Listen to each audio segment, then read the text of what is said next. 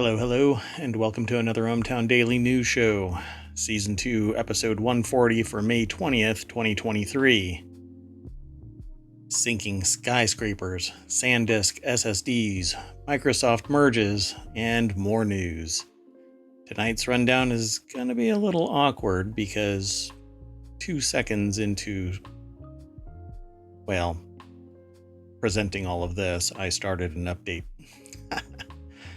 Anyway, the first article we're going to talk about are New York City skyscrapers that are sinking and climate change is going to make it worse. And then we're going to talk. Here, I'll just go through the rundown. Sandisk Extreme SSDs are failing. Microsoft and China are on the same page, I guess, with Activision Blizzard's merger. The United States has returned the Earth monster Olmec sculpture to Mexico. There's some copyright infringement involving prepared food photos, and there's a discussion about clear-cut win for artists or a stifling effect on artistic creation, how this new Warhol Supreme Court decision panned out. A company called Chainlink wants Web3 to provide cryptographic guarantees to the world. We're going to talk about how to boost your metabolism. Apparently, age has nothing to do with it. Apple is touting $2 billion in App Store fraud prevention. There's going to be increased or elevated risk of blackouts this summer in the United States, and it's a lot. And finally, a New York university fired 2 employees after they included their pronouns in work emails. Let's get into today's show.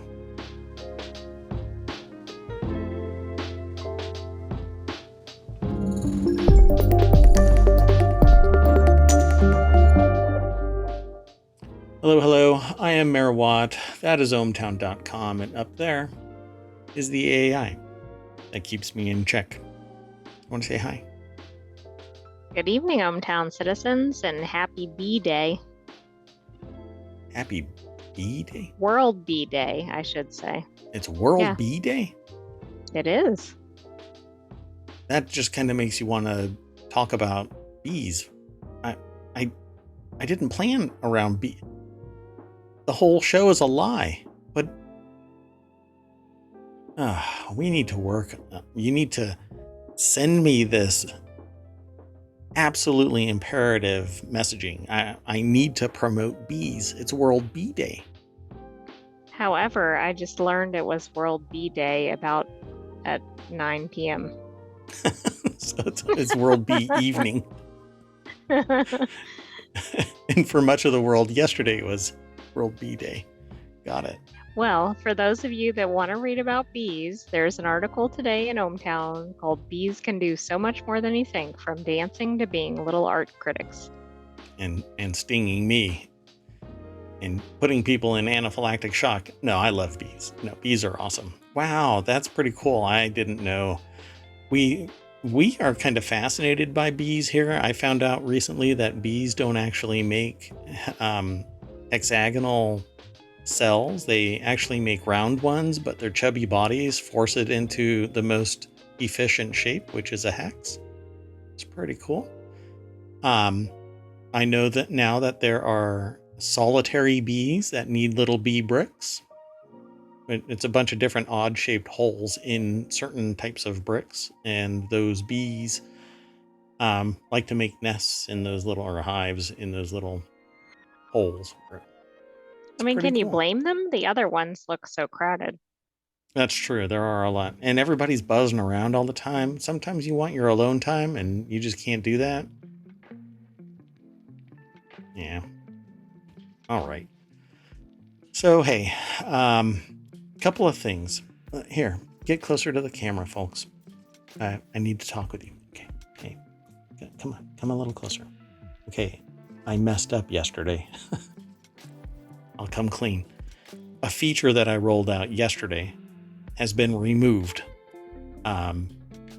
because I pushed it out a little too fast. And the site suffered from that. And so I had to roll it back a little bit. Now we're probably at 99% of our original capacity. Not a big deal ultimately, but it will mean a little bit more of a delay. I should have stuck to my original timetable and pushed it to next week like I was going to, but I was really excited about this feature where you can hide and save articles and they don't show up on the front page anymore. That way you can go back in history and look at the ones that you thought were interesting. Because I love the feature, we really are going to be rolling it out. It's just going to take a little bit longer. Now, probably later in next week. So anyway, we're remedying the problem, but there might be further issues down the line. Yeah, that was an interesting discovery this morning. The site was still operational, but it was slowing down.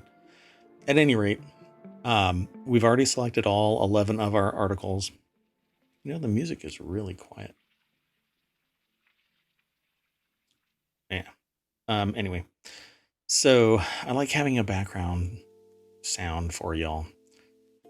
Let's get into today's articles. Already selected 11 of them. One thing, though, that I'm going to draw a little bit more attention to this time is I am pulling our voting system directly into ohmTown away from whatchamacallit, Showbot. Showbot. So, yeah, we used to have Showbot, but it's still there, but I wanted to incorporate the voting system into ohmTown itself. So here now you can vote and you can have multiple votes all for the articles that you are interested in. This style will change. These aren't links. So if you click on it, it won't actually take you to the site, but neither did the other one. But I will work on that to make it so that you can actually follow the link straight over to the article. And tonight I won't be posting them into the chat, but I will into the show notes. So you can go back and follow the articles that you find interesting. This will get remedied probably this weekend. Tomorrow's show, I will be posting the links, the URLs into the chat as per usual. So, okay, enough of the inside baseball and the grousing about my mistakes. So let's get into today's articles. So the very first article is something that I've actually been following various content creators over on YouTube talking about New York City, talking about Florida, talking about various other locations of buildings that seem to have some engineering problem. This article says New York City skyscrapers are sinking the city and climate change may make things worse. So the little snippet says a new study by the United States Geological Survey found the city is sinking at a rate of about 1 to 2 millimeters per year, although certain parts, Lower Manhattan, Brooklyn, Queens, and Northern Staten Island, are sinking at a faster rate of 2.75 millimeters each. That's per year. So what is that? It's pretty fast. Seems pretty fast. You don't want your island, sinking. Let me see. Especially if you live or work there. Yeah, I mean, it'll take, this will take like 10 years or so. A little shorter than 10 years, 8 years for you to sink an inch. But a building that's pulled one way or another an inch is pretty significant. I'd be worried about this. But prices aren't sinking in New York, so I guess there's the upside. Get your money while you can. Well, they might start sinking if this gets out. So I've said too much already. Sebastian Rodriguez over at TheVerge.com put this article together. It says here New York City is sinking at a rate about 1 to 2 millimeters per year, but other places are sinking at 2.75 millimeters per year. A new study. So I wonder actually how long they've actually been studying this to actually detect that it's sinking 1 to 2 millimeters. I mean, hopefully more than a year, but hopefully not too long before they sounded the alarm.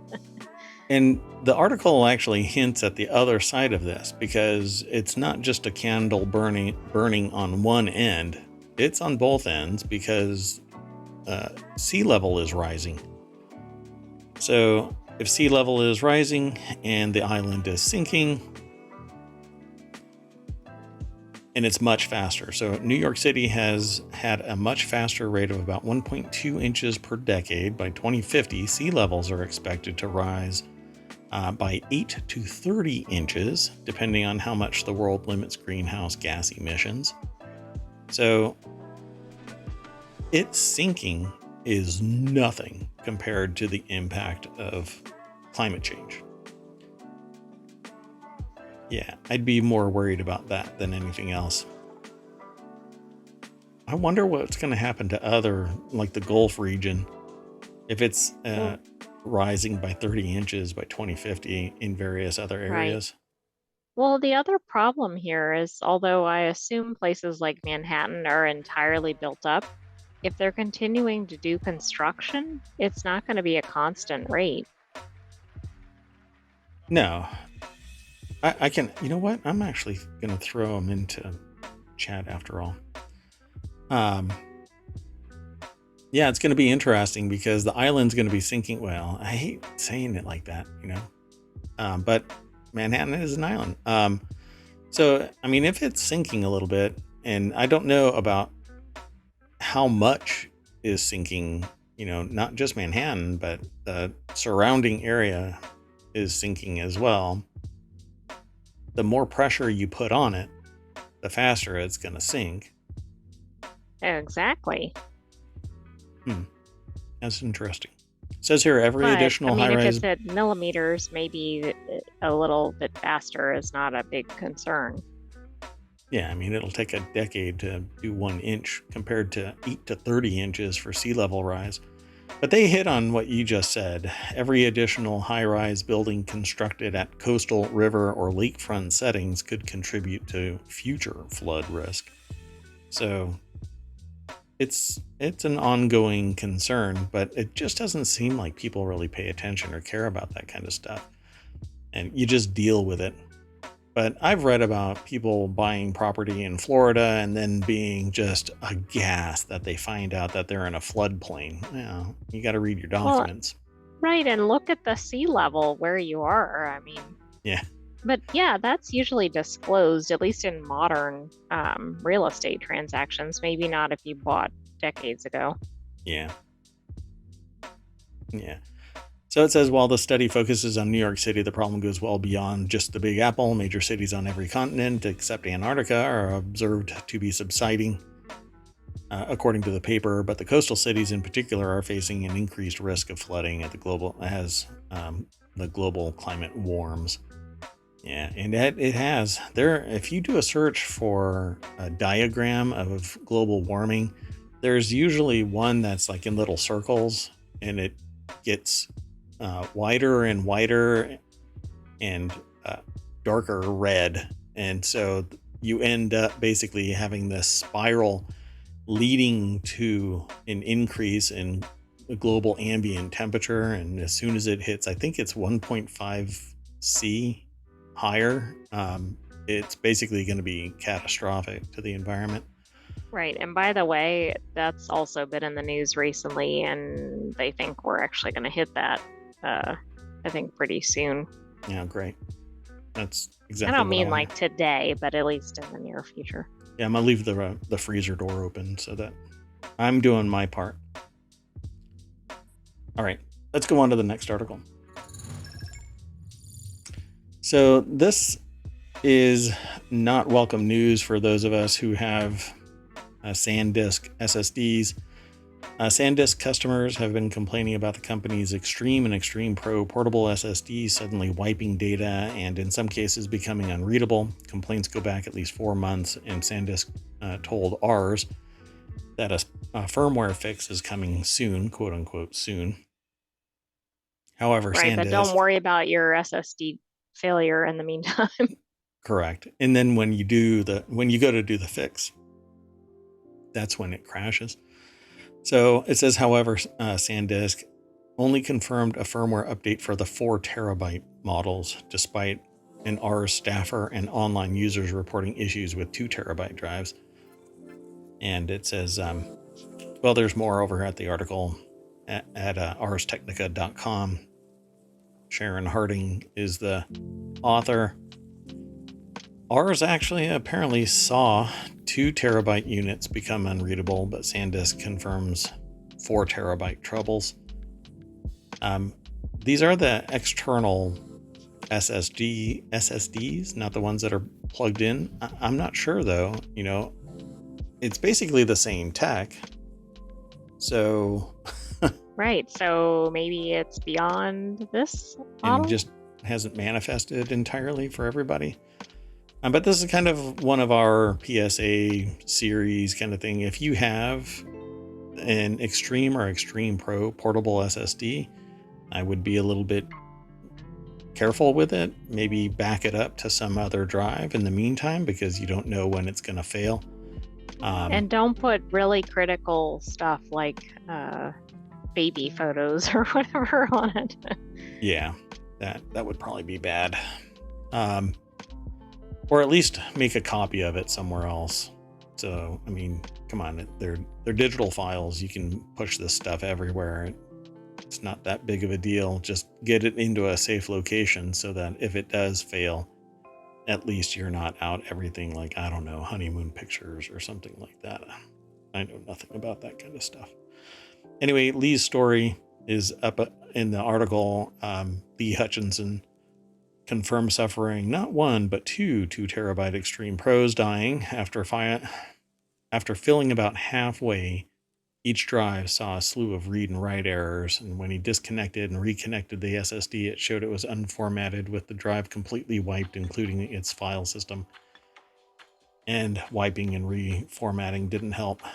I don't know. I mean, maybe it's a software thing and they'll be able to firmware update it and it'll actually be recoverable.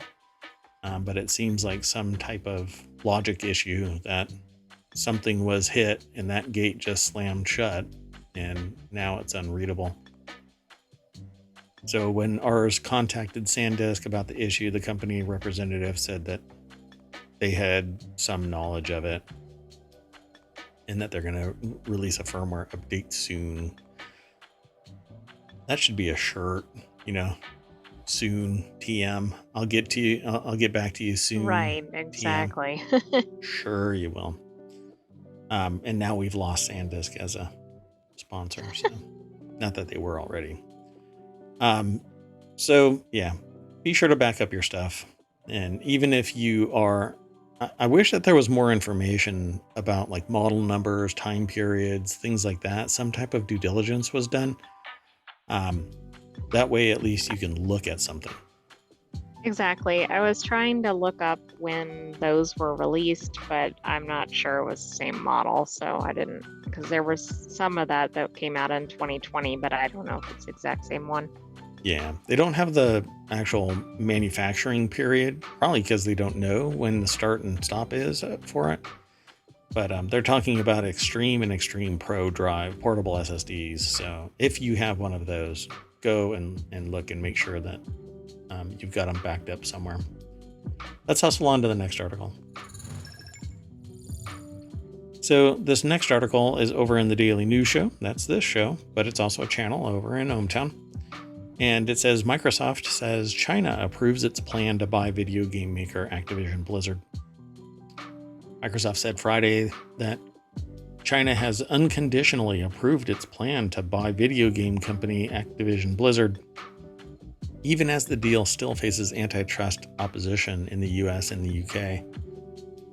Um, this is kind of interesting to me because I can't imagine, unless whoever owns the various interests in portions of Activision Blizzard right now is also getting partial ownership of the new merged Microsoft Activision Blizzard, right?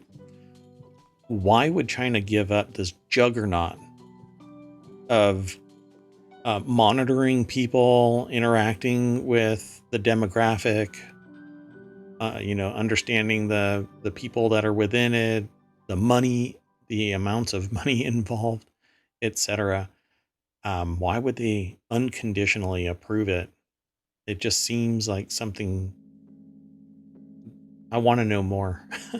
Oh, agreed. So does does China have any current ownership in, like, does it own Activision Blizzard? So here, I'll walk you through it. So Microsoft said Friday that China has unconditionally approved its plan to buy video game company Activision Blizzard, even if the deal still faces antitrust opposition in the US and UK. So China and the European Union are the two biggest economies to have approved Microsoft's planned $69 billion takeover of the California game company behind popular titles such as World of Warcraft, Call of Duty, Candy Crush. And we talked about this briefly, that there's a company that owns, and I just lost it again. What is the name of it? It's not NetEase. Oh, is it the Chinese tech company? Yeah. It's Tencent, I think. Tencent. Yeah, it has a piece. And so there it is, right there. Blizzard had a long-standing partnership with NetEase dating to 2008, which helped the latter company grow to become China's largest games distributor after local rival Tencent. And yeah, I believe that. Let me make sure here.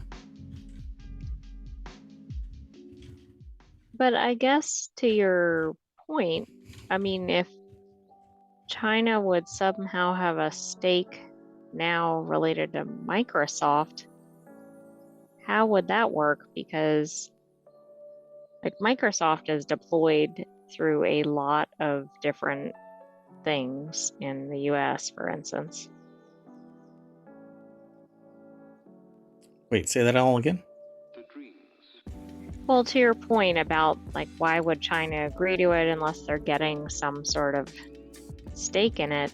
Right. If that stake related to Microsoft itself and not just Activision Blizzard, that seems like that would raise a whole nother set of questions because of the extensive deployment of Microsoft products.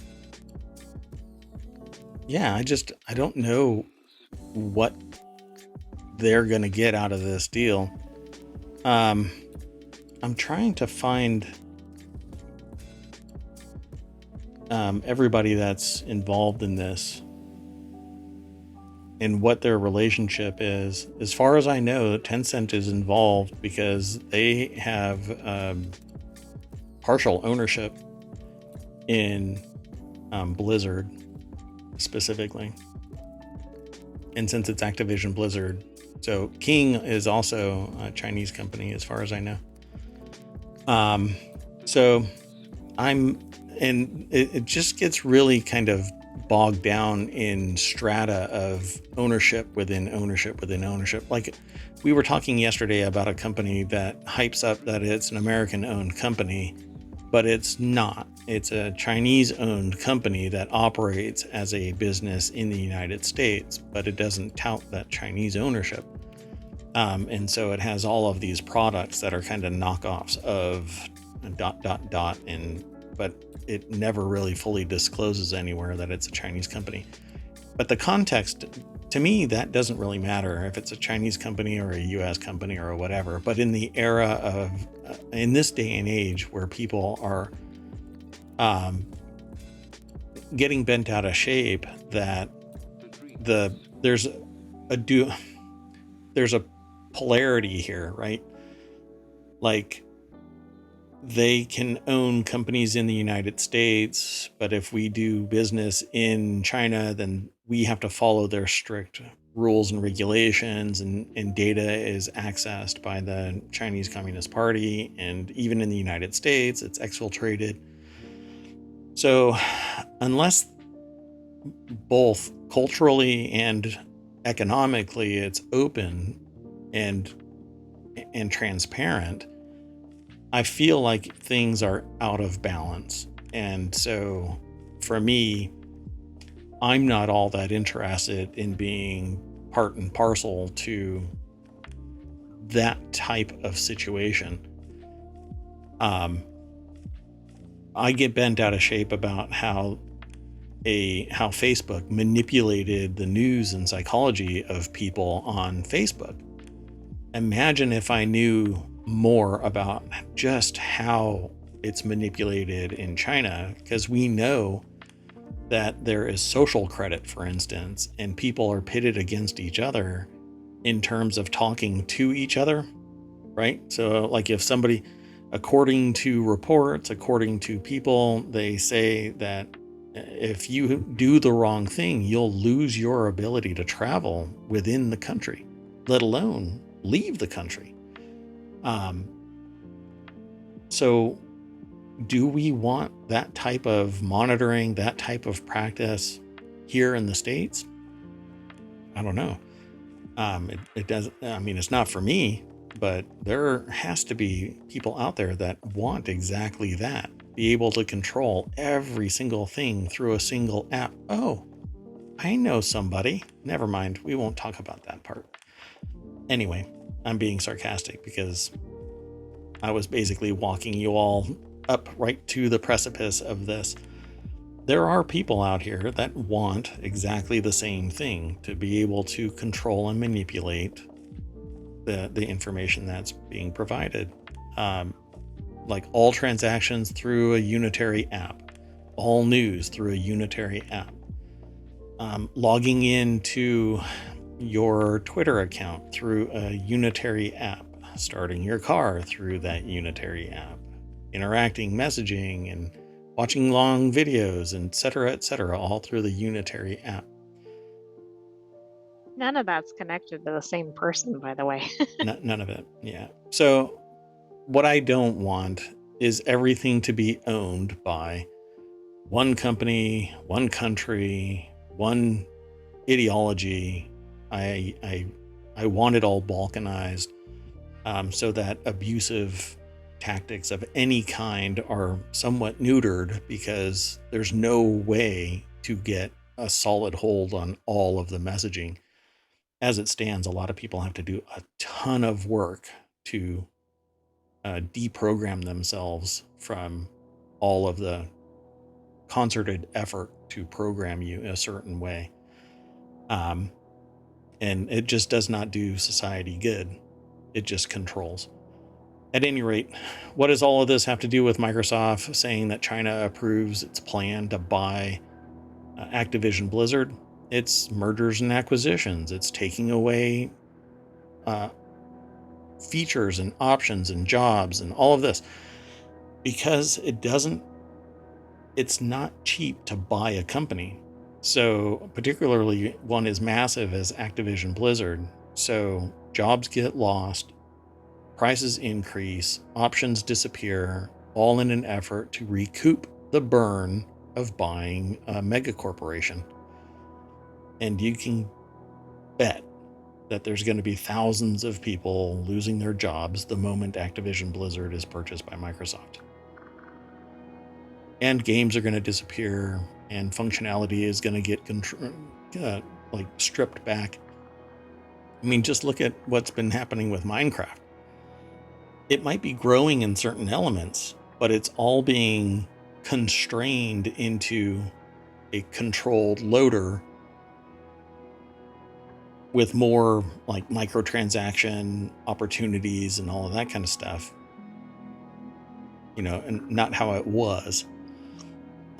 For crying out loud.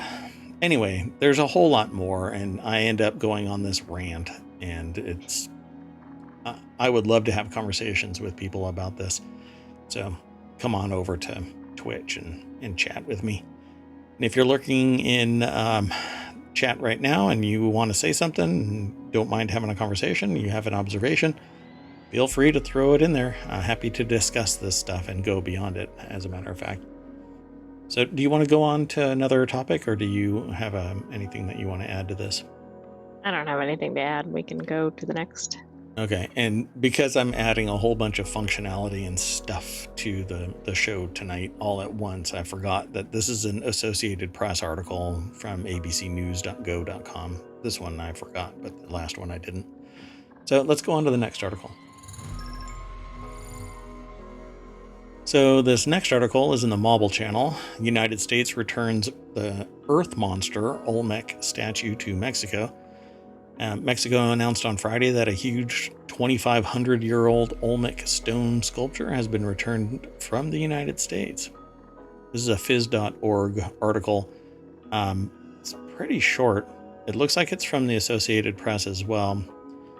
Mexico announced on Friday that a huge 2,500-year-old Olmec stone statue or sculpture has been returned. It says that it's a 6-foot tall or 2-meter monster of the earth sculpture.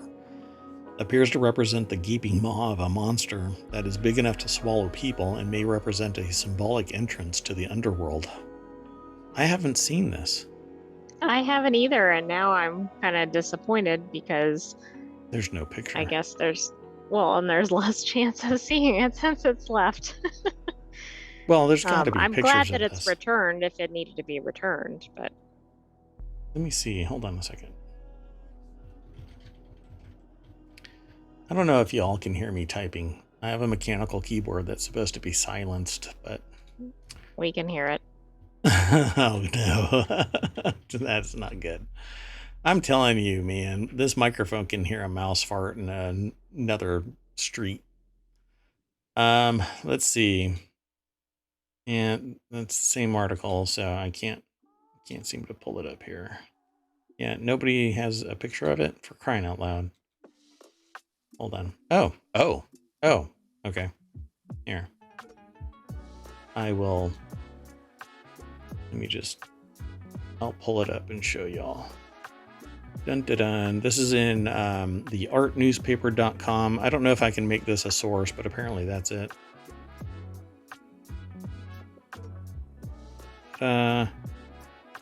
So it looks more like a carving that had a hole in it, and they, rounded it out and yeah, I don't quite a shape. Call it the same description, but I'm not knowledgeable about this piece. I don't know. Yeah. There has to be some. This is one of those things where like scientists are going, well, let's just kind of come up with something. So there's more at this article to read about it, but it says experts say sculpture is important because of the insights it provides on the cosmological vision of the Olmecs, considered a founding culture of Mesoamerica. Yeah, but if we have the wrong take on it, all we're doing is we don't know if we do. I mean, where did we get that interpretation from? Was that from the people requesting the artifact back, or was that a U.S. imposed view on it? I don't know. True. Yeah. Yeah, they don't really say much in the article. So, yeah, let's move on. This next article is over in the Policy Metrics channel, which is what that channel is supposed to do is talk about the policies that websites and companies publish to support whatever procedures or actions that they're going to be taking, terms of use and things like that, copyright policy, claims, whatever it might be, and try and talk about them in real English and distill it away from legalese, right? It's basically confounding arcane language designed to compel you to just click the yes and accept it or just use the site. Because if they made it too easy and it said that they were going to take your firstborn child, you would probably not use the site, but that's not the language that's used, right? Well, it says resistance to extortionate copyright infringement claims by Prepared Foods photos. Earlier this year, the author of this article says they confronted Daniel D'Souza over his law firm's demand for a settlement of $30,000 based on the claim that Asheville acupuncturist James Whittle had infringed the copyright of Prepared Food photos by posting a colorful image of fruits and vegetables taken by its corporate predecessor, Ad Life Marketing and Communications. Their response explained that the many flaws in the purported claims against Whittle, including the preposterous theory of damages, and D'Souza promptly dropped his demand. So let's go over to this article. It's a Public Citizen, or I should say, that's the name of the site, Public Citizen, but it goes by citizen.org. Paul Levy is the author of this article. And it says, and this is the weird thing about this. This is a law firm called Copycat Legal. So his law firm continues to use an almost identical demand letter, repeating the same phony claims with only two changes. The photos and the targets change with each letter, and he is letting a subordinate lawyer in the firm, Lauren Hausman, take the fall for the overstated demands. And then they say, regrettably, their public rebuttal of the posturing has not deterred Copycat Legal from using the same methods to try to gain unjustified profits from other individuals and small businesses on whose websites Copycat's image search technology can find its clients' old photos. It's interesting. So they're basically scrubbing the internet looking for old photos, and then trying to do a demand letter of $30,000. Yeah, but they're not, it sounds like they're not establishing any damages. But there's Like they're just claiming amounts, but they're not necessarily being harmed. But with every claim that actually is accepted, they are, right? They're setting the precedent for $30,000 worth of losses for every time somebody says that Exactly. they aren't and others are saying that they are. They're accepting it. Yeah, this is interesting because fair use and public discourse about an image or something like that could pretty much invalidate any claim. It depends on the commercial use of the work. And every situation is different. So who's the client here? It seems like the firm is just acting on its own accord, as it's written in the article. Right? Like, who are they protecting? That was my takeaway. Really questionable. Who are they suing on behalf of? Because it says up here, they mentioned that old ad agency, but it doesn't sound like that's actually a client of theirs. Right. Does it exist anymore? And I don't see in here, there's a lot in this article. It's pretty information dense. As in the Whittle situation, the use of a photo that could easily be obtained for a license fee for a few dollars is said to merit a demand for settlement of $30,000 based on the contention that Prepared Food only sells $999 per month subscriptions to its entire database with a 1-year minimum subscription. Subscription, yeah. Yeah, they say prescription period. So that damages for the 3-year limitations period would be $36,000, but then they explain in the Whittle situation, courts routinely say the infringement damages for lost license fees must be based not on what the copyright owner charges, but on what a reasonable buyer would buy a reasonable seller for the one infringed work. Yeah, because they're not paying for everything. They're only using that one work. and no reasonable lawyer confronted with a demand letter of $12,000 for a single stock photo would pay that price. Right. It's interesting.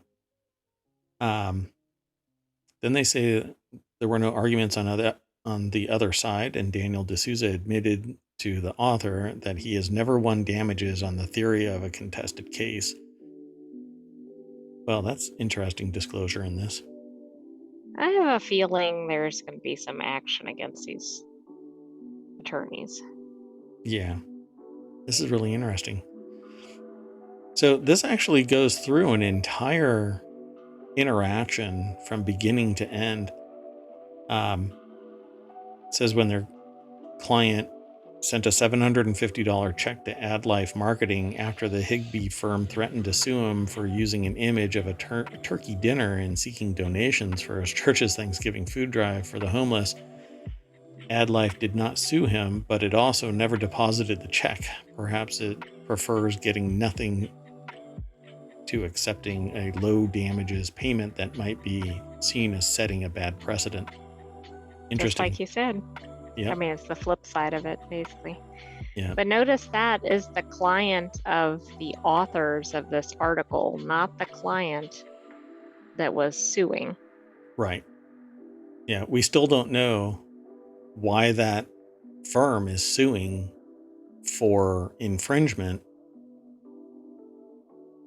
I'm not getting that from the article. Why were they given the rights to We don't sue? know. I mean, maybe.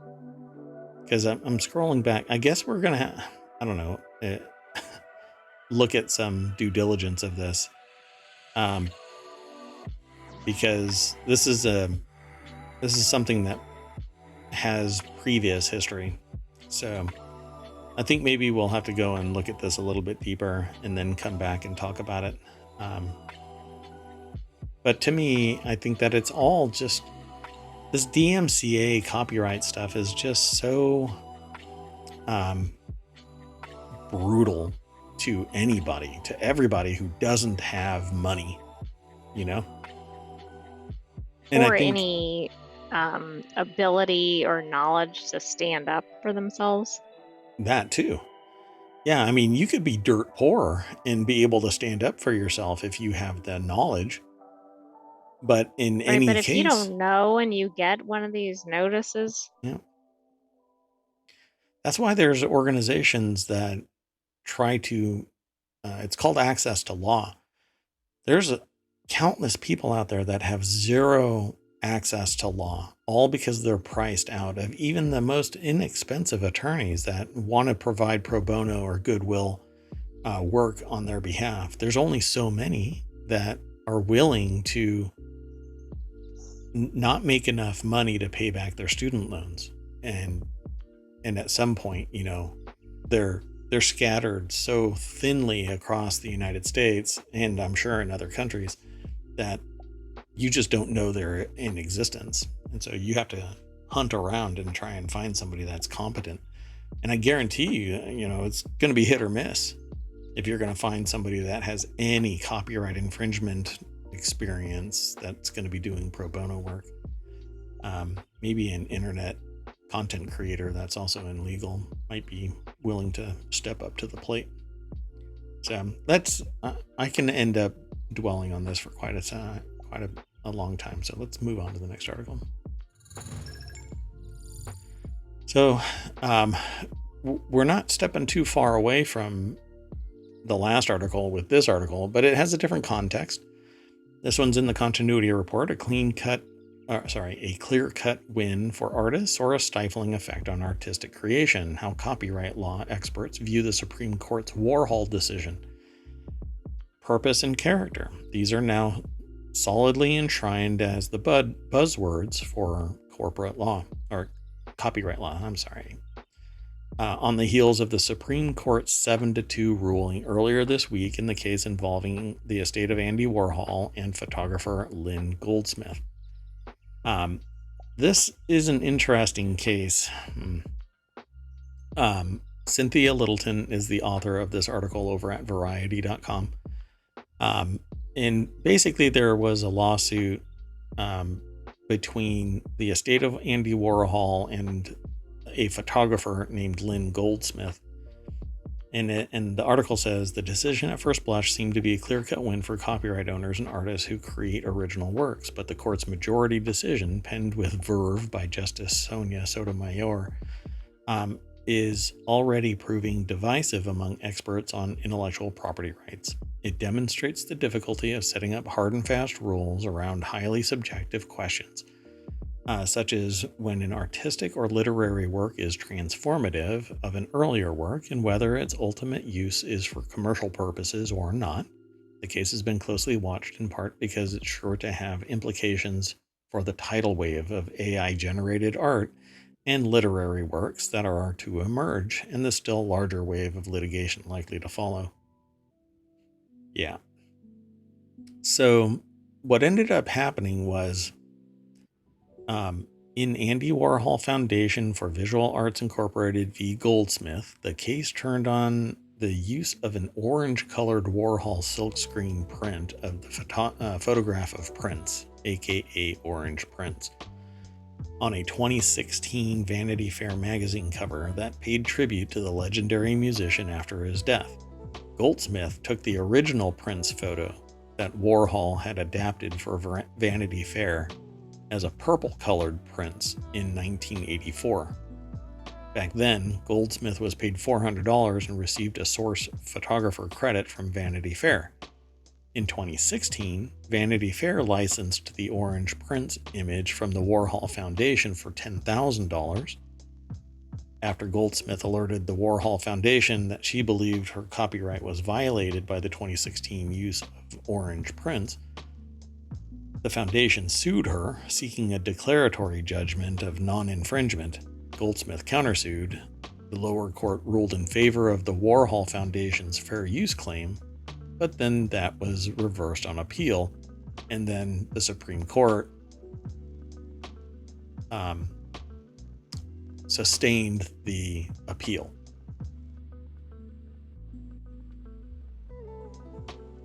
Interesting, right? It is. So I'm not sure yet how this is going to play out because I haven't read enough on. I've seen some news about the Warhol decision, but haven't read enough about it. Yeah. My understanding of this is that they didn't find it transformative enough. So. Right, which to me is a blow for artists, although some would view it as a win for artists, right? Because there's at least two artists in play here. Depends on which side of the fence you're on. It says if an original work and secondary use share the same or highly similar purposes and the secondary use is commercial, the fair use factor is likely to weigh against fair use. Absent some other justification for copying, Sotomayor wrote. Illustrating how subjective and divisive these issues can be, the majority decision stirred a fire in Justice Elena Kagan, who penned a pugnacious, wow, that's a nice word, dissent, in which she was joined by Chief Justice John Roberts. It will stifle creativity of every sort. It will impede new art and music and literature. It will thwart the expression of new ideas and attainment of new knowledge, Kagan wrote, and it will make our world poorer.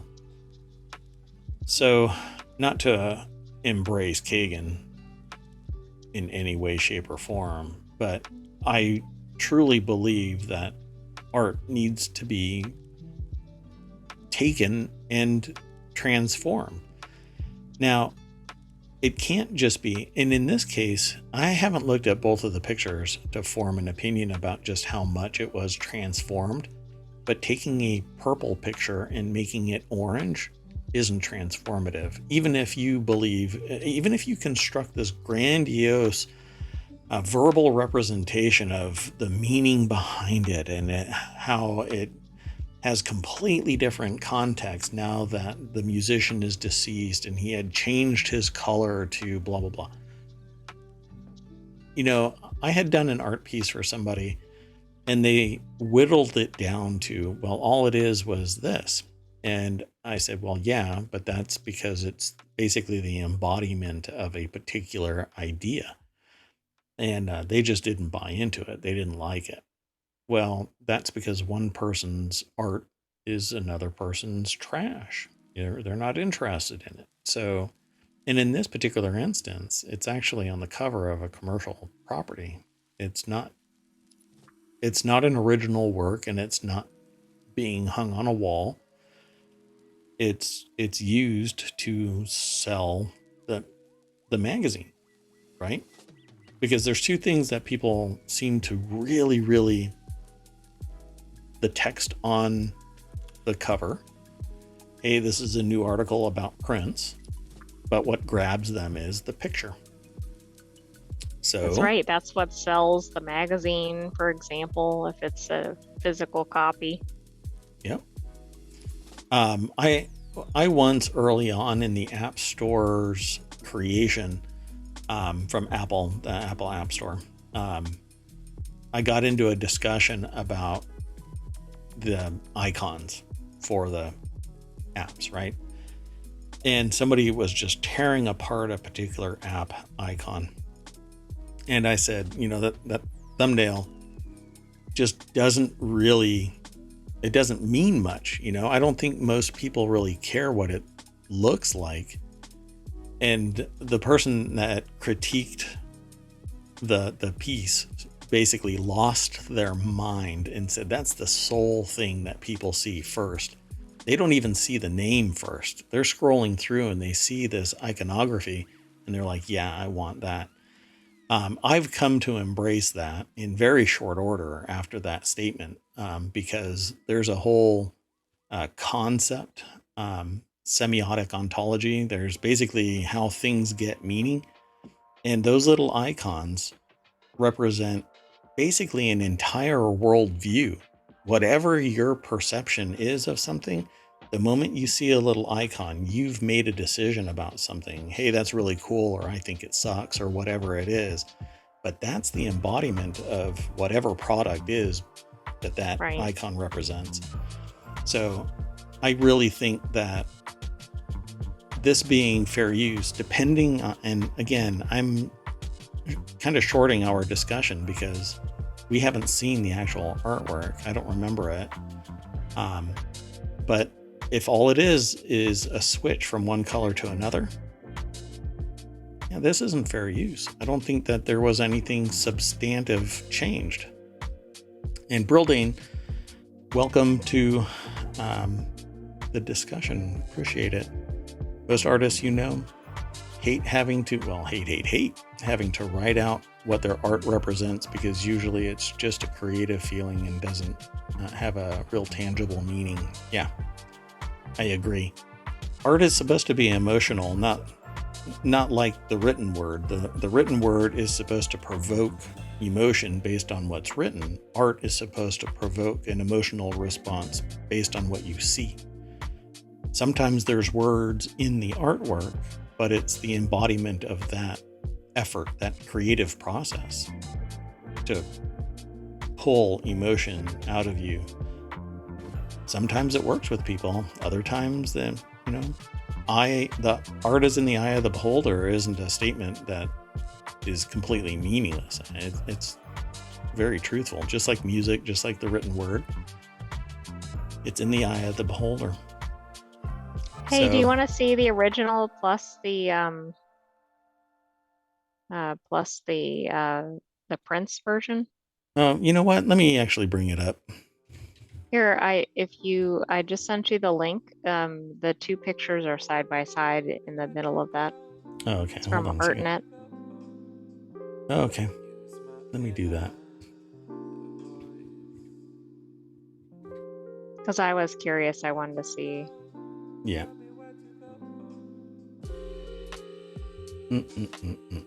One second. Sorry. We're going to have to work on a different mode of doing this.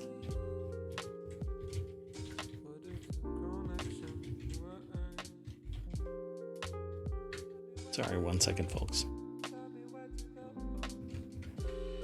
I don't like the dead air, but... Oh, okay. Interesting. So at the top is just Warhol stuff, but in the middle it shows the photograph plus the Warhol. Yeah. So it's basically they converted it into black and white and then filled it in All they with did orange. was like change the color from what I could tell. Like it's identical. I mean, That's it's not interesting. like it's suddenly abstracted into a different representation of prints. I mean, it really looks like it's almost copied and pasted. Yeah, and all they did was turn it purple. Orange. Well, yeah, depending on which one you're looking at, but yeah. Interesting. Yeah, I don't think that that's, overly transformative. If it would have been Andy Warhol taking somebody's photograph without permission and turning it into orange prints, right? That's transformative. And that's what I thought when this was originally in the news, because we didn't see pictures of it. Right. But this just looks like an exact copy of the photograph. Yeah. You know what? Let me see if I can pull it up and show you. I was gonna, yeah, that's why I sent it in case you wanted to show it. There you go. So I mean, it's the exact same. So this is the original, and then this is Andy Warhol manipulating the photograph, and then down here is the Vanity Fair print. So all they did was tweak it a little bit. I don't think that that's really... Right, I don't think that's transformative. I mean, I don't think they changed any details other than just the color. Right. Because that's the original. And then they gave it... Well, I don't even know. They didn't really... I don't even know what else they did. Maybe they did nothing else. Like the hair is the same shape. The facial hair is the same. Like it's all identical from what I can tell. Right. Huh. It's interesting. But I can't see it in enough detail to really... Yeah. Well, I wonder what's going to end up going. There is a lot more at this article, by the way. So if you're interested in this kind of thing, then you definitely want to go and check out the rest of it. But it is a Supreme Court finding now. So where do you go from there? I have to agree with the dissent, though. I mean, I haven't read the decision, but the quote that was in this article. Yeah. I think it's a negative result for artists. Yep. Even in the context that it isn't really transformative, because it isn't substantial enough to transform. Like, remember when the Obama picture was taken and somebody took that Obama picture and then transformed it into the blue and the red? That was transformative. It was a completely different artistic expression. It might have been sourced from a copyrighted photo. Well, all photos are by default, but the photo was completely changed from its original to this dual color image. There was no reason for that to turn into a lawsuit. This No, but that would have been a better lawsuit to go to the Supreme Court on. Because here, if it really wasn't transformative and it kind of constrains artists going forward, you know what I mean? Yep. Yeah, the other one would have opened it up more to more artistic expression. This actually is slamming a gate down on artistic expression, because it's basically saying, well, it's actually setting a floor for transformation. But again, what is that level of transformation? Trying to codify transformative amounts. Right, it's like you know it when you see it, which is not good for a legal test. Yeah, exactly. I guess you're going to have to use an AI and scan the image, and the AI can tell you that it's 99.6% transformed, and thus you are free to use it. Congratulations, AI corporate masters. Let's go on to the next article. So this next article, and we have quite a few more. This next article is over in the Late Night Geeks channel. Things that come from TechCrunch tend to end up in Late Night Geek for some reason. Anyway, Chainlink co-founder wants Web3 to provide cryptographic guarantees to the world. Not going to get too deep into this, but basically, the internet is marginally secure. And it's hit or miss depending on which site you go to, which services you use. It's rather security balkanized. But this person wants, it says, welcome back to Chain Reaction, a podcast that interviews newsmakers in crypto to better understand the tech behind the hype and the people working to build a decentralized future. So this article is actually quite a bit longer. Jacqueline Melinek is the author over at techcrunch.com. And it says, for this episode, Jacqueline interviewed Sergey Nazarov, co-founder of Chainlink, a protocol that provides an Oracle network to power smart contracts. I don't like Oracle, but anyway. So it says, there goes another sponsor. Exactly.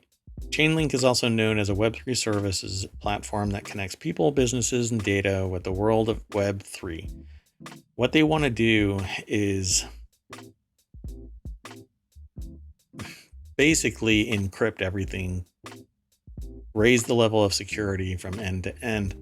It says through technological or cryptographic guarantees in Web3, Nazarov feels, quote, it's a parallel system of contracts. Web 2 world defines events in a digital form, but at the end of the day, the promises are only backed by the legal system and people's choice to fulfill those promises. In a Web 3 world that uses smart contracts, there's no capacity for human choice or the legal system. There's just a technically enforced system of contracts, which is all great, but in a world of humans, there's very few absolutes this way or that way. Something that is technically enforced is going to have zero fidelity. And when a mistake is made, is it a technically enforced mistake? So, I really don't. I used to see the world in black and white, when I was 19. But now there's greater fidelity that I think everybody would appreciate, that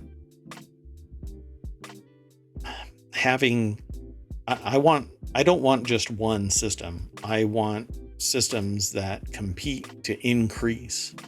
So I'm not sure if this actually lends itself to do that. It would have to improve itself. If there are other people that are out there, they will have to improve themselves. If they fall short, they suffer the consequences of not being secure, things like that. I think the messaging might be right, but this is more like a sales page than it is discussing something fundamental about what they are offering. But it seems very hypey. Smart contracts don't mean much to the lay person. Or even to the AI.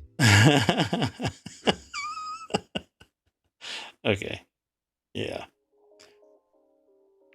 Yeah. Let's just, I'll let you all follow the link and you can go over and check it out. But I haven't actually been putting the links in since the Olnick sculpture.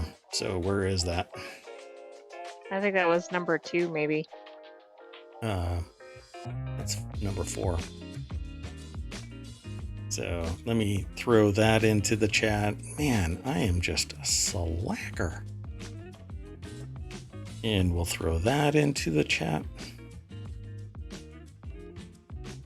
My goodness. And this is kind of the reason why I wanted to do the voting, the polling system, and embed it into ohmTown directly. That way I can post the link to the polling system, and then you can go there and check it out. So let's go on to the next article. So this next article is in the Daily News Show, And before I get too far along, there you go.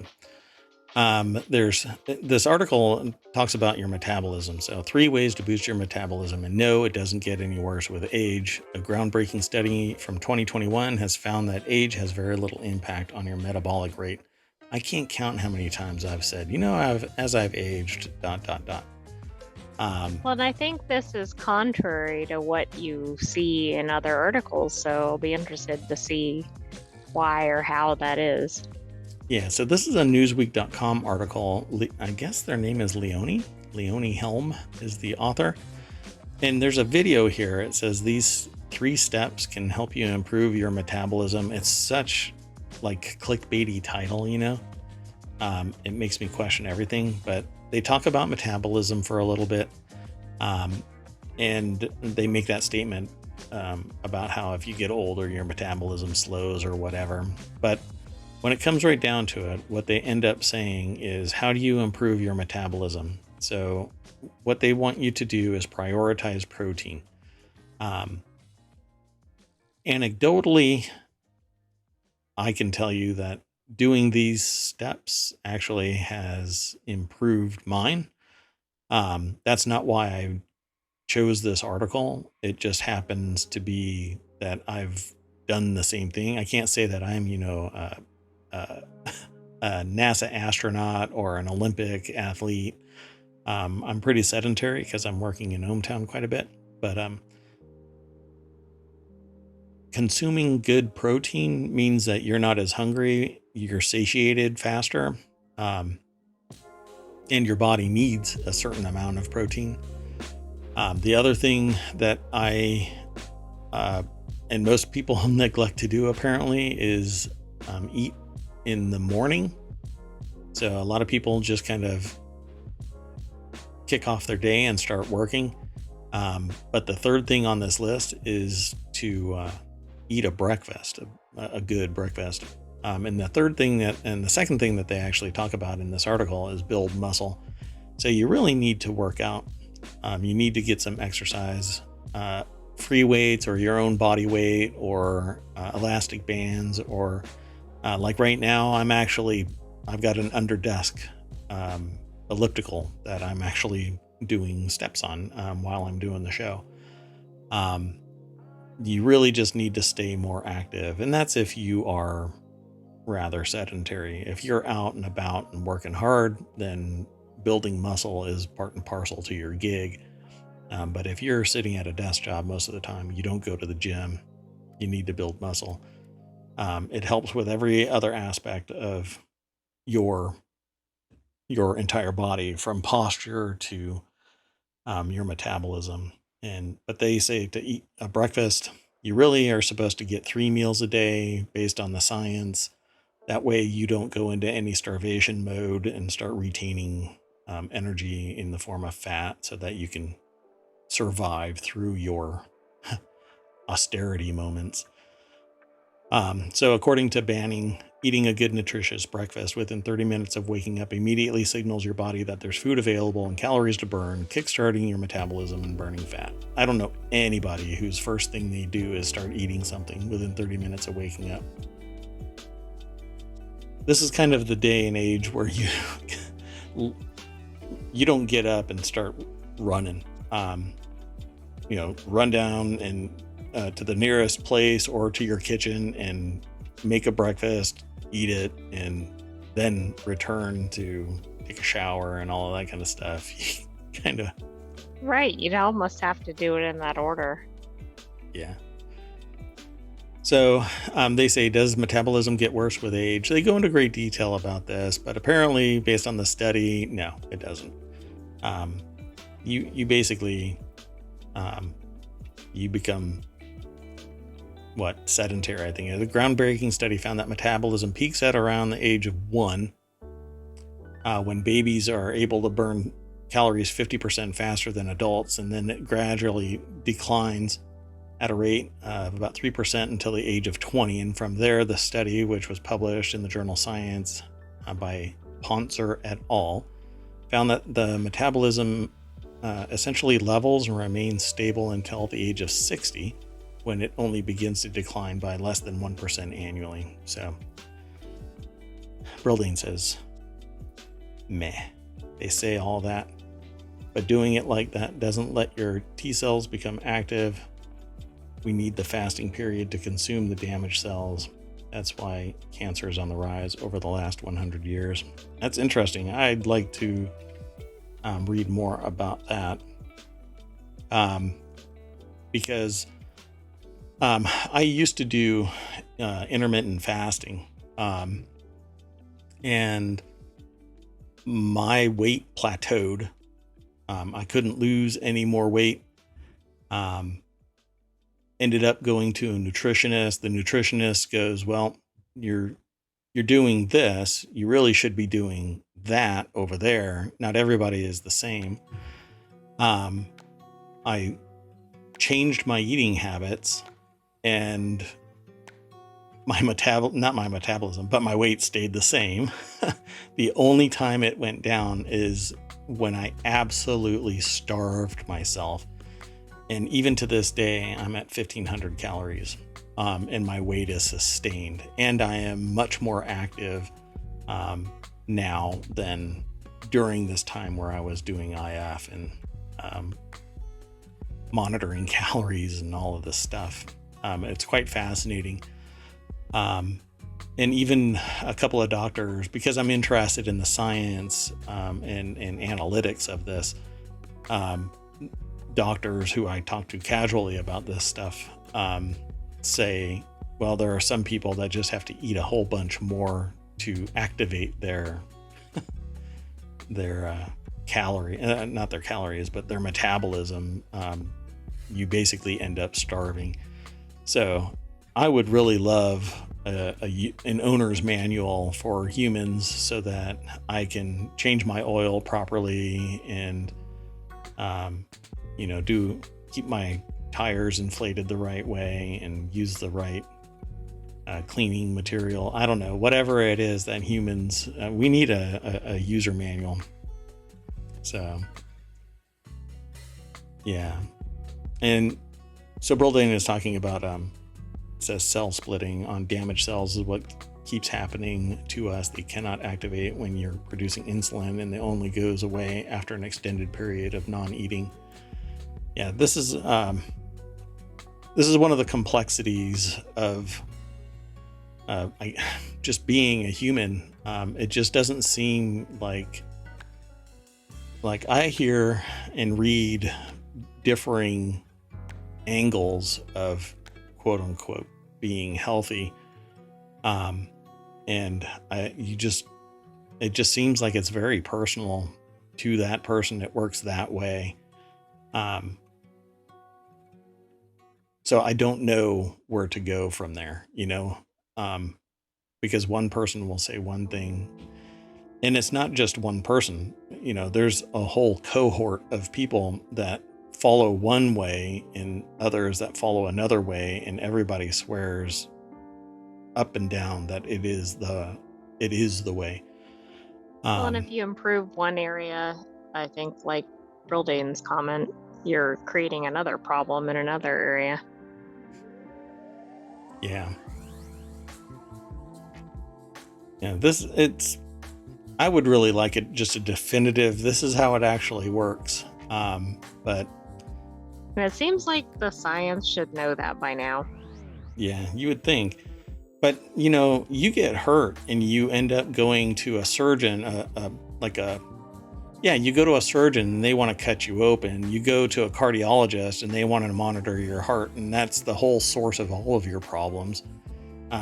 You go to a physical therapist, and the same thing that a surgeon wanted to cut you open for means physical therapy running on a treadmill while people are staring at you. You go to a nutritionist, and I wish I was kidding about this because this is all stuff that has actually happened. I get seen by the newest nutritionist at my local doctor's office, and suddenly it's a nutrition issue that I'm suffering from. It's like I walk into a Home Depot and every single hammer is looking at me as if I'm their unique style of nail. And it just burns a person out. We just need, yeah.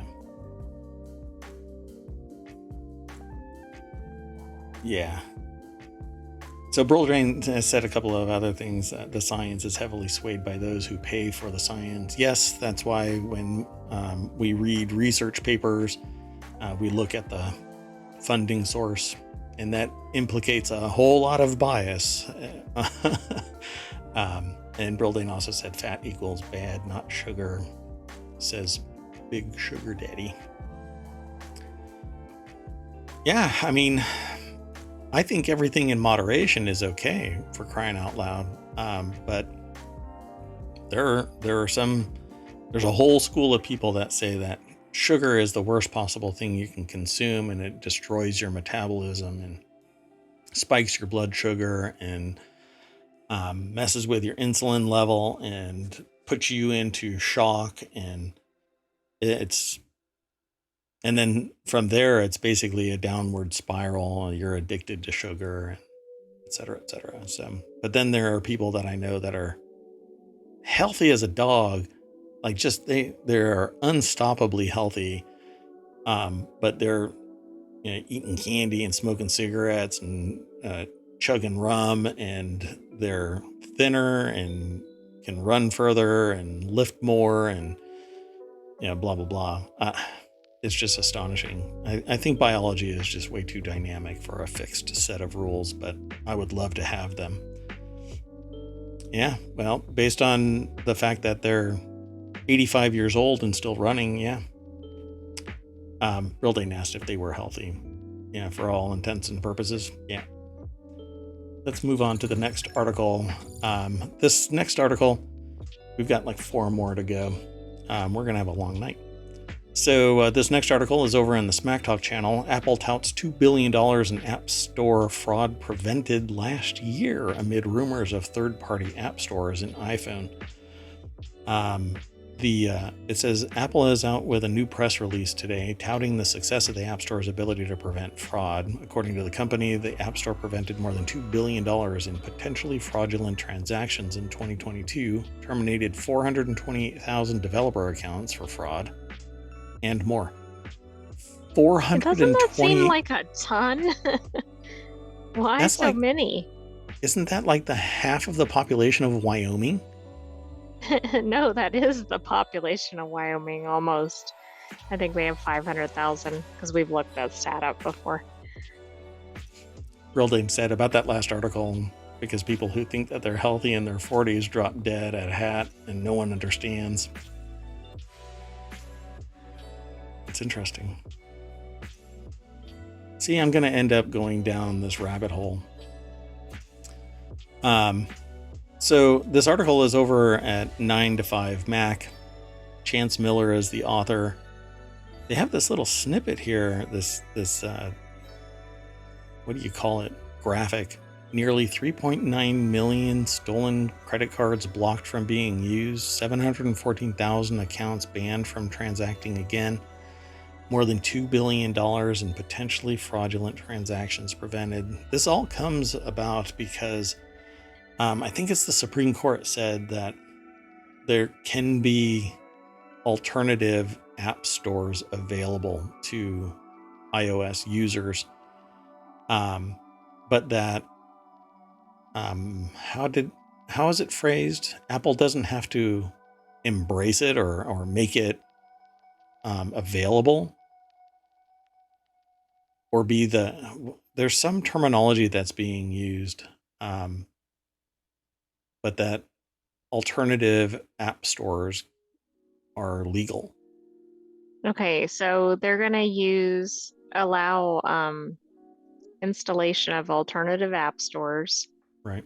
It's because of something that came out of the EU, which of course has different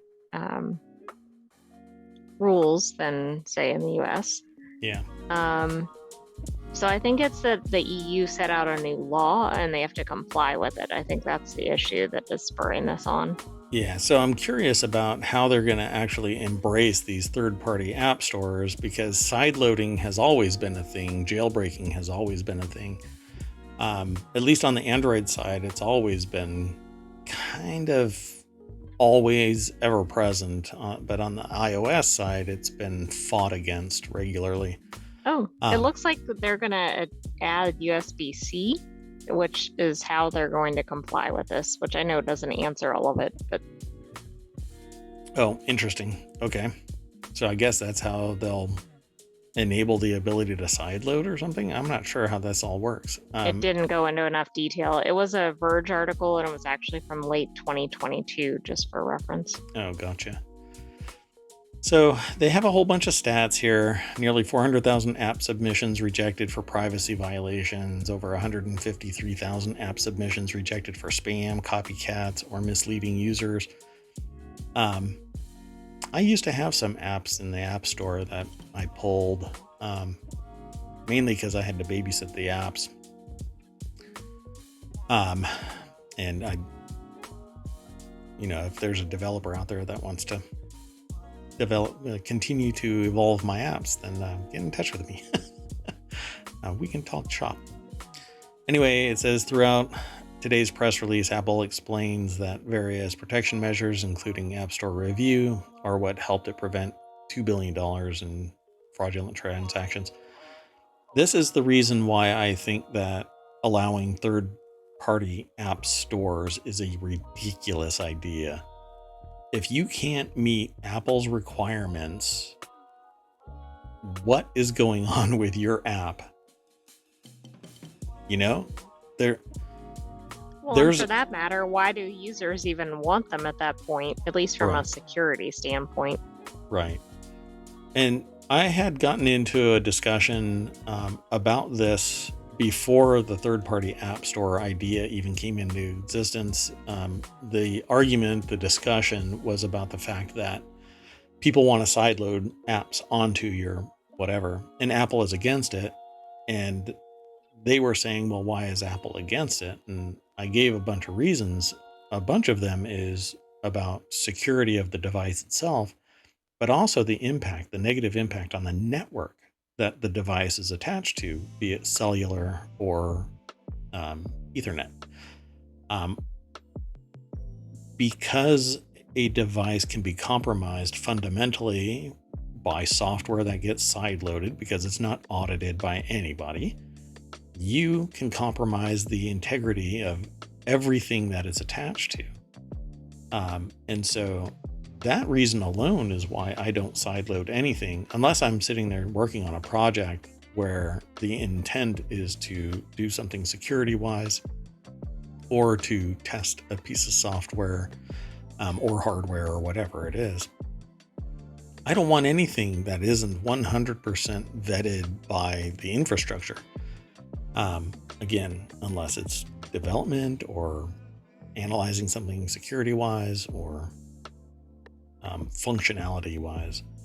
So I think that it's a bad idea, but arguably it's about creating competition between this app store and third-party app stores. But I would much rather have the juggernaut that has a vested interest in the integrity of its app store and its millions of users, all right there at the pinnacle of its its pyramid of importance. The number one thing for Apple is the customer, because it doesn't have a massive customer base throughout its history. It knows very well that it operated at one point with only 3% of the entire population. The market was basically controlled by Microsoft, and it almost went under. When I was selling computers right out of high school, Apple almost went out of business. So it knows that it needs to treat its customers as the number one thing to maintain. So security is fundamental for Apple. So, why do you think they're releasing these stats now? I think they're doing it because they're about to embark on this new requirement. Yep. And I think their numbers are going to look a lot different. And I think they're going to point back to this and go, see, this is why we didn't want to do this. Yep. I think that you're going to start hearing about all kinds of compromised devices and all kinds of other issues in the EU, around the world, in the United States, because people are going to be using these third-party app stores.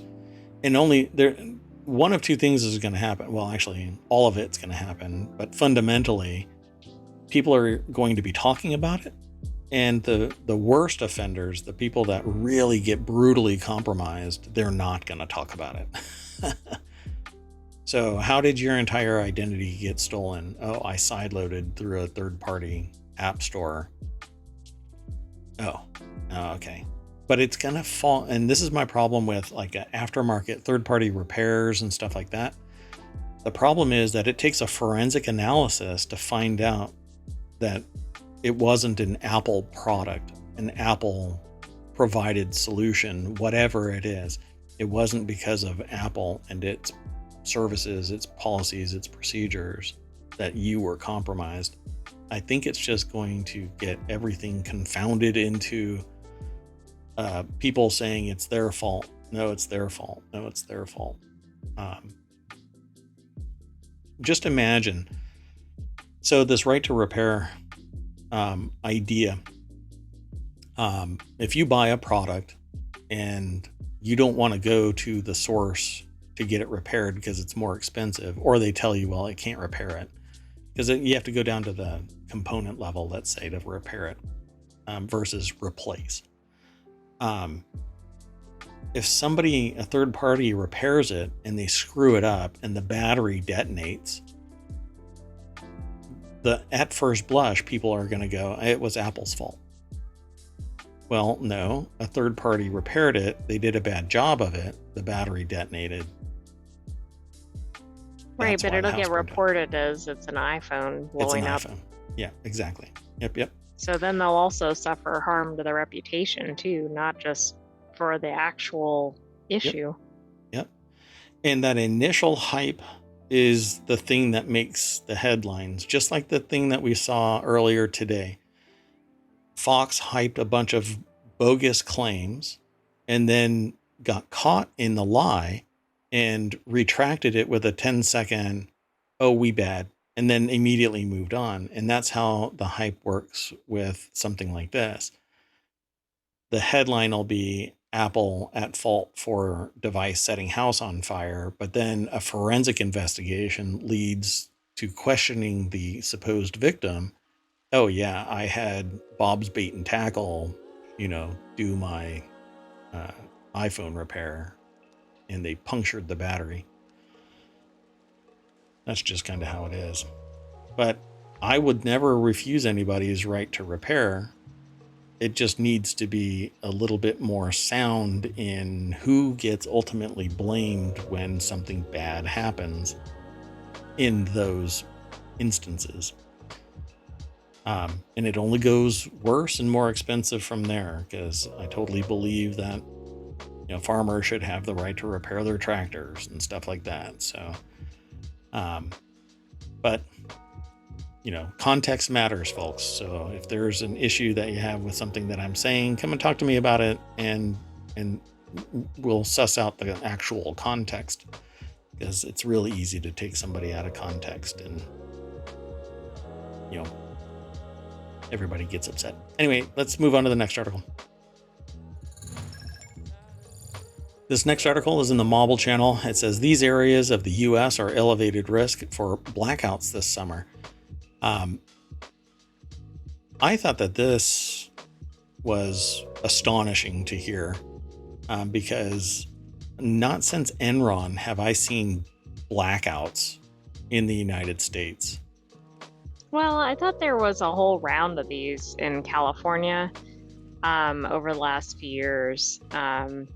Like that was post Enron, but there hasn't been like across the US. Certainly agree.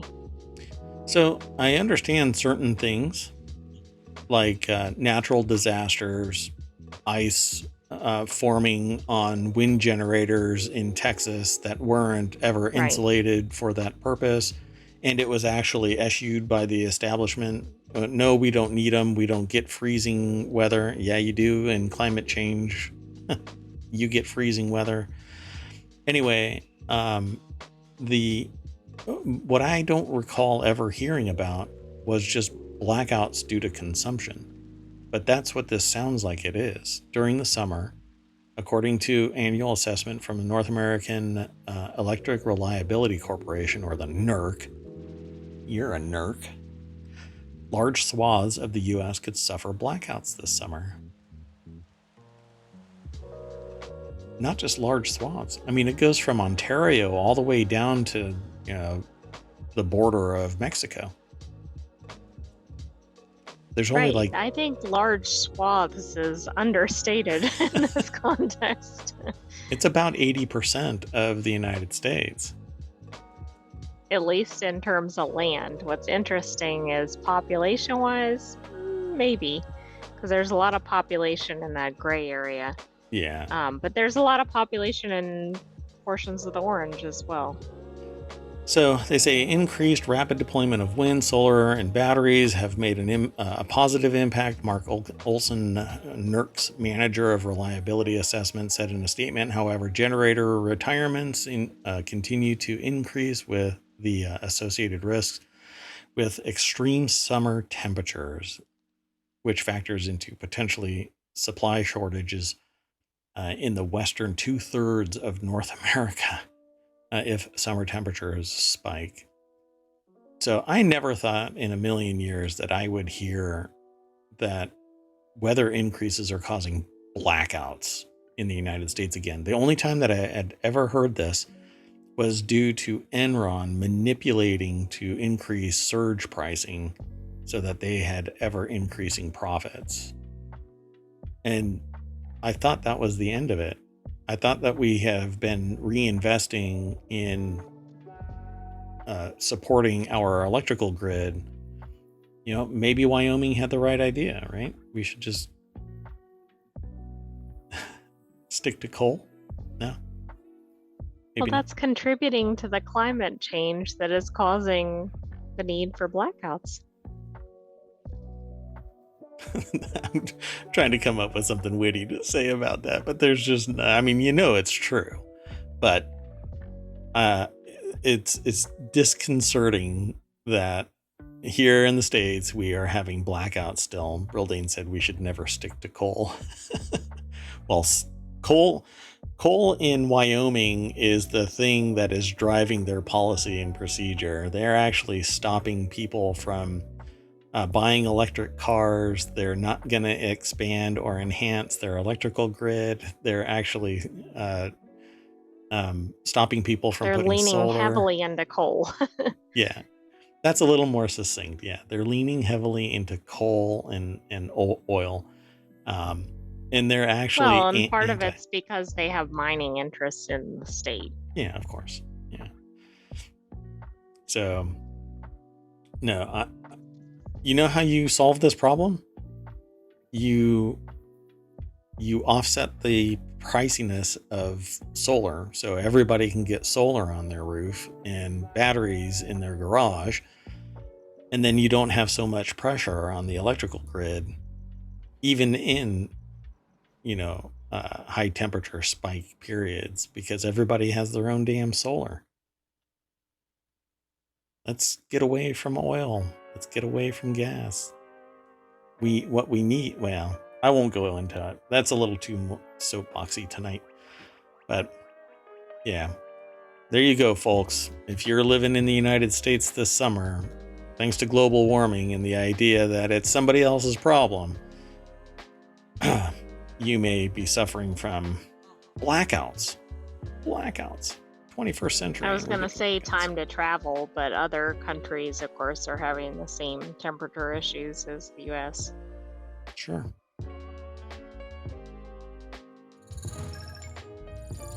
Let's go over to the next article. The next article is over in the Daily News Show. A New York university has fired 2 employees after they included their pronouns in work emails, according to reports. What's interesting about this is there are many colleges and universities in the United States and around the world who embrace you putting your pronouns. It's actually part and parcel. Like you're frowned upon if you don't do it. Yep.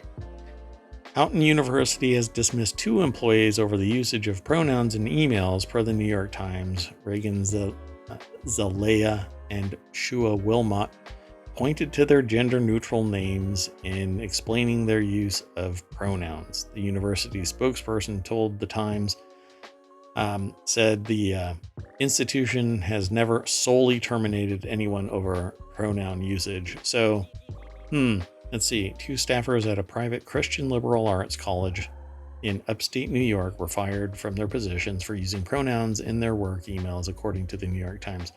So let's go over to our source, which is not the New York Times. It's businessinsider.com. John L. Dorman put the article together. This Getty image doesn't seem to have anything really to do with this article other than the fact that it's an email. But okay, It's I a like workplace. I Yep. don't know. Yeah, Maybe sure. they're typing their pronouns in as while they're at the laptop. There you go. That's the story the world building will create for the show. The That was a institution has stretch on my part. no, not at all. It's right on target. So the institution says that they've never solely terminated anyone over pronoun usage. So, okay, were these 2 people complete screw ups and decided, oh, this is the last straw. We're gonna punt these 2. They were asked by administrators at Houghton University to remove the she, her, he, him pronouns from their emails, respectively. They both declined to do so, which led to the Wesleyan Church-affiliated institution dismissing them last month. Oh, I like that. So do what I tell you. Oh, we're going to ask you to remove them. And when you don't, it's insubordination, so we'll fire you. Got it. Let's see here. I wonder what the basis for the removal of the pronouns was.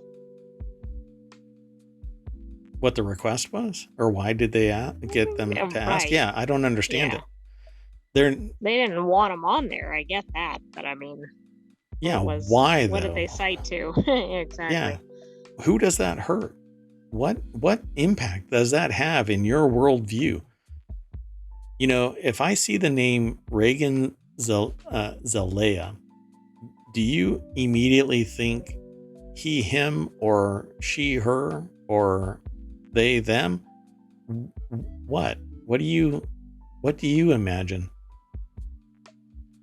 Well, I happen to guess correctly without seeing the pronouns, but that doesn't mean that I'm correct. Right.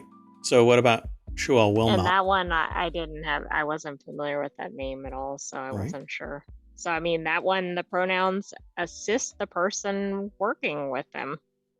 So when I've had this discussion with other people where they contest the use of pronoun declaration in their emails, in their communications, their response is, well, just use my first name or my last name. Really? You know that it's typical to say Mr. or Ms. or Mrs. last name, and your first name may be too personal for someone to initially communicate with. So, particularly depending on what the context is. I mean, if they're like a job applicant or something, you're not typically calling somebody by their first name. Or if you're in some sort of adversarial situation, you don't necessarily want to say, hey, Joe. Right. Or if you're writing something and you have no idea about gender identity and you say Mr. or Mrs., then you're actually assuming the binary gender identities.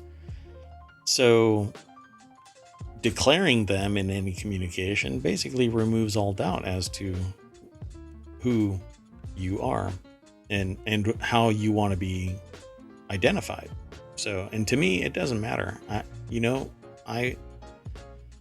I will call you whatever you want to be called. I don't want to make any assumptions about your identity. So please let me know abundantly clear, early and often, how you want to be referred to. Well, 600 alumni have written to the university in protest of the move, per the report, which comes as GOP lawmakers across the country have railed against the use of pronouns, especially in schools and workplaces, as some transgender and non-transgender Americans have sought to use pronouns that correspond with their gender identity. Well, I have to say I'm impressed with the alums. Yeah. Yeah, well, I mean, it's a liberal arts college, so it also happens to be a Christian liberal arts college, which nowadays you almost have to pick a side, you know. I don't know what it's got. Well, it says, let's see here. It says, Wilmot makes a statement and then says, I think it boils down to they want to be trans exclusive and they want to communicate that to potential students and the parents of potential students. There's the professional piece to it, the practical piece, and there's also an inclusive piece. And I think that's the piece this institution doesn't want. So they say in a very verbose way that they want to excise anyone who might be trans. Right, and they want to signal that very clearly to incoming students and families. Yeah, without saying the quiet part out loud, they which really helps their case here. Yeah. So it says on the website, the Wesleyan Church takes a conservative stance on gender identity, remarking that, quote, gender confusion and dysphoria are ultimately the biological, psychological, social, and spiritual consequences of the human race's fallen condition. And that's okay, enough wait, internet. that's not the school, though, but yeah. All right. I think that's enough internet for tonight. Yeah, I'm not sure what is going to shake out from this. There's quite a bit more in the article, but it doesn't seem like it's going to pull itself out from that particular hole that it's digging. So I don't know. This type of polarity is on the wrong side of society's evolution. You know, we used to have these firm ideals bound by ideological bents that weren't inclusive of all people. Those people who felt that they weren't included usually suffer at the whim of the entrenched ideology. We've finally started moving away from this, and here we are diving headfirst into this lake without ever looking to see what's under there. And really, history shows what's under there. And all of this is going to lead to abuse of people in different ways, different places. So guess what the school just did? It signaled very clearly now, because of the news. Mm-hmm. It doesn't want people that aren't exactly in line with its beliefs. So they've really, not only have they not been inclusive, but they've harmed themselves in the process. Maybe. You know, I mean, there's a lot of people that will sit there and find that ideological bent perfect for their... Oh, agreed. I'm not saying they've turned away everybody because of this, but they have turned some people away because of this. Yep.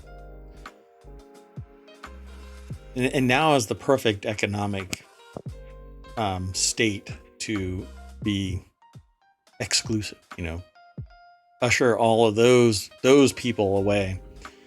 At any rate, there's a lot of discussion here as well.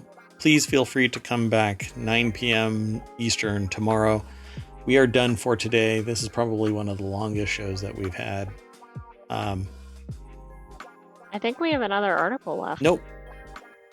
Oh, I saw the tab. It looked like there was another one. Sorry. Yeah, that's our vote. Depending on articles that you are interested in, this is actually me testing it. It isn't, because literally right before the show started, I had set this up. It'll get refined, and you can vote on all of the articles that you find interesting. I will remove mine. And the way that it works is you vote on the articles. They're now here in ohmTown itself. I'll even throw that in there. There will be a new link added to the menu right here under. It'll be changed. The title to this will be changed so that it includes things like the vote. And we will keep this in perpetuity so that you can go back and look at you can look at your vote and you can click on links. This will all be links in the near future as well. Right now you can actually grab them, but vote and let me know that you're interested in various topics so that we can include them in future episodes. In the meantime, stay awesome. I am Merwat. This is ohmTown. Let me go back to the very front page of this. And I'll mash this. That is ohmTown. Bunch of new articles. This is what we do at the end of every show. What to know about the new $14 trillion reparation bill. That is a ton of money. Yes, it is. Why Microsoft is giving away a Zune MP3 player that's 15 years old and may not work. Wow. That's amazing. Wow. Okay. Let's see. Yeah, there's a bunch. There is just so much. And it's never ending. So if you're interested in the topic, definitely go and visit ohmTown.com.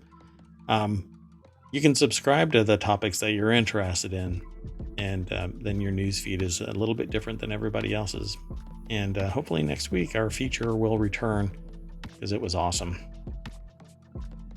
It just broke us. Anyway, again, I am Merwat. That is ohmTown.com, and up there is the AI that keeps me from banging my head against the keyboard endlessly. You want to say bye? Good night, ohmTown citizens. We will see you tomorrow at 9 p.m. Eastern. That's true. Be there. Man. Okay, anyway. See you tomorrow, folks. Bye-bye.